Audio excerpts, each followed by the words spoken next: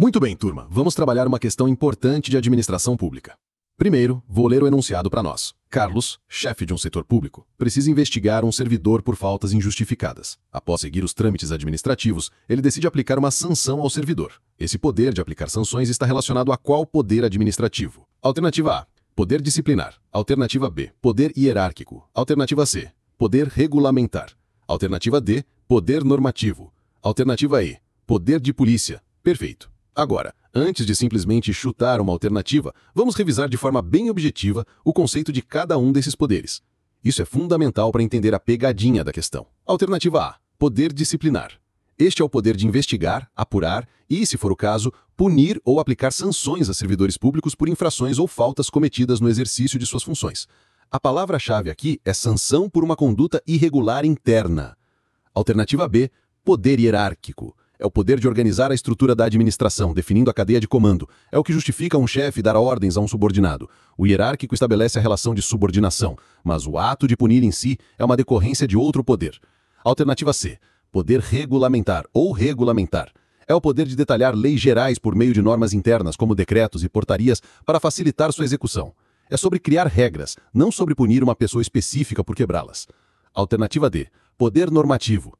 É um termo mais amplo, que se refere ao poder de editar leis e normas de caráter geral e abstrato. É uma função típica do legislativo, não um poder administrativo usado para um caso específico como esse. Alternativa E, poder de polícia.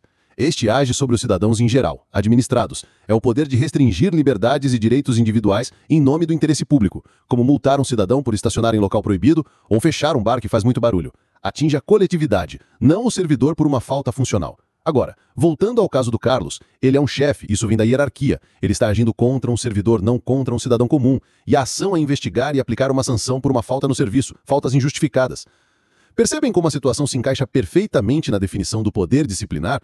O poder hierárquico apenas coloca o Carlos na posição de poder fazer isso, mas o ato específico de apurar e punir é a essência do disciplinar.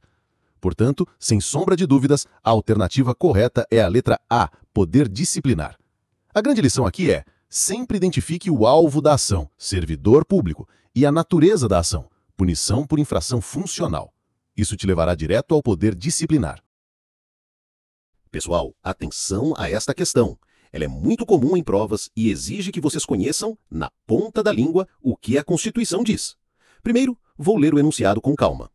Maria, servidora pública de uma autarquia federal, recebeu a missão de elaborar um documento que detalha os princípios fundamentais da administração pública para novos servidores.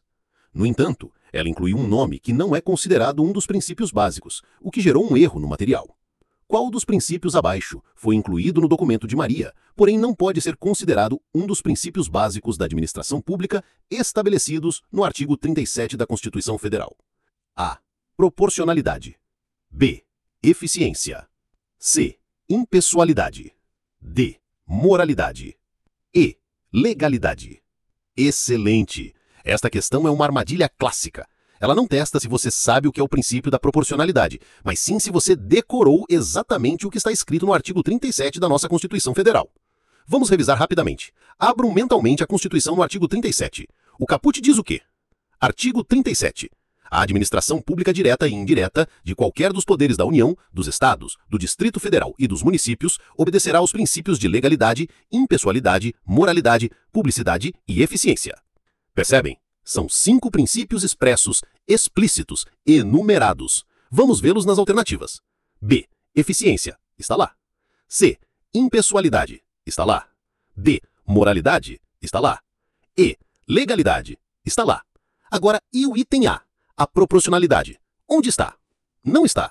O princípio da proporcionalidade ou da razoabilidade é um princípio implícito. Ele é extraído da interpretação do sistema jurídico como um todo e é absolutamente vital para o direito administrativo. Ele é usado para controlar os atos da administração para evitar que ela seja arbitrária, que use meios desnecessários ou excessivos para atingir um fim. Por que a Maria errou? Ela errou porque, apesar de a proporcionalidade ser um princípio importantíssimo, ele não foi incluído expressamente no catálogo do artigo 37. O material dela era para listar os princípios básicos estabelecidos diretamente no artigo 37. Ela incluiu um princípio que, embora correto e aplicável, não é um dos 5 listados textualmente na Constituição para esse artigo. Portanto, a alternativa que contém o princípio que não está no artigo 37 e que foi incluído por engano por Maria é a letra A, proporcionalidade. A dica de ouro para provas Decorem os 5 princípios do artigo 37. Limpe. Legalidade, impessoalidade, moralidade, publicidade e eficiência. Qualquer outro princípio, por mais importante que seja, como a proporcionalidade, o devido processo legal ou a finalidade, é considerado implícito. Entendido? Isso cai direto. Bons estudos. Olá, turma! Vamos resolver mais uma questão de administração pública e esta aqui envolve uma lei muito famosa, a Lei da Ficha Limpa. Prestem bastante atenção. Pedro, servidor municipal, foi acusado de atos que comprometem sua integridade para ocupar cargos públicos, de acordo com os critérios estabelecidos na Lei da Ficha Limpa. Ao final do processo, a autoridade pública determinou a sua inelegibilidade. Esse tipo de sanção está diretamente relacionado a crimes contra a ordem econômica, b. crimes de trânsito, c. atos de improbidade administrativa, d. crimes de responsabilidade fiscal e falhas na execução orçamentária. Muito bem, o núcleo desta questão é a palavra inelegibilidade. A Lei da Ficha Limpa é toda sobre isso, impedir que pessoas com um histórico que mancha a integridade possam se eleger para cargos públicos. Agora, a pergunta-chave é: que tipo de conduta leva a essa sanção específica sob a égide dessa lei? Vamos analisar as alternativas. A. Crimes contra a ordem econômica. Existe uma lei para isso, Lei 8.176/91, mas não é o foco principal da Ficha Limpa. Pode até ser incluído em alguns casos, mas não é a causa mais direta. B. Crimes de trânsito. Via de regra, infrações de trânsito, mesmo que graves, não são motivo para a decretação de inelegibilidade. Esta alternativa está claramente fora do contexto. C. Atos de improbidade administrativa. Aqui temos a chave.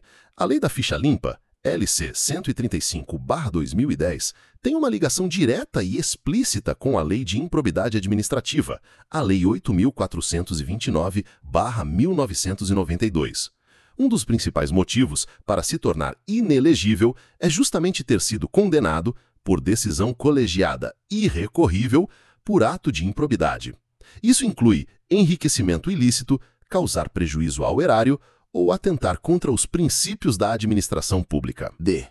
Crimes de responsabilidade fiscal. Esses crimes estão previstos na Lei de Responsabilidade Fiscal, LC 101/2000. Eles podem, em tese, configurar também improbidade administrativa, mas a relação mais direta da ficha limpa é com a lei específica da improbidade. E. Falhas na execução orçamentária. Isso pode ser uma irregularidade administrativa, mas é um termo muito vago.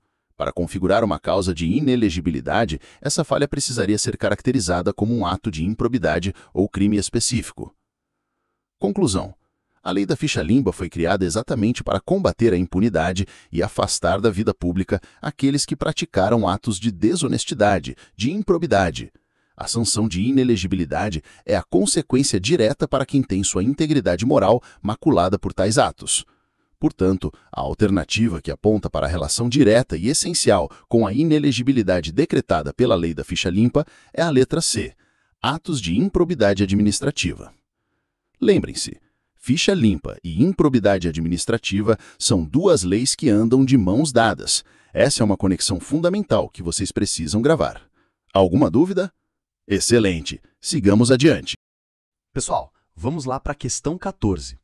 Essa é de organização administrativa, um clássico que sempre aparece. Deixa eu ler ela para vocês com calma. João, contratado por um ente da administração indireta, questionou em uma reunião como as entidades da administração pública se organizam. Ele mencionou que trabalhava para um órgão subordinado diretamente ao governo federal, mas ficou em dúvida se seu trabalho fazia parte da administração direta ou indireta. Qual das entidades abaixo pertence à administração indireta? Primeiro, vamos lembrar a diferença básica. Administração direta são os órgãos que compõem a estrutura diretamente subordinada ao chefe do executivo. Presidência, ministérios, secretarias. Não tem personalidade jurídica própria. Administração indireta são entidades criadas por lei para atividades específicas, com personalidade jurídica própria, ou seja, andam com as próprias pernas, mas sob controle do Estado. Agora, vamos às alternativas. Quem achou que era a A? Secretarias municipais. Secretarias são órgãos da administração direta municipal. Não têm personalidade jurídica própria. E a B? Ministérios. Quem marcou? Ministérios são a espinha dorsal da administração direta federal. Também são órgãos, não entidades. A D? Tribunal de Contas da União. O TCU é um órgão independente, mas ainda assim integra a estrutura direta do Estado, não é entidade descentralizada. E a E? Presidência da República. Essa é o topo da administração direta. Personalidade jurídica só do Estado como um todo. Sobrou a letra C, autarquias. E essa é a correta. Autarquias, como INSS, IBAMA, ANS, são entidades típicas da administração indireta. Elas têm personalidade jurídica própria, autonomia administrativa e são criadas por lei para funções específicas.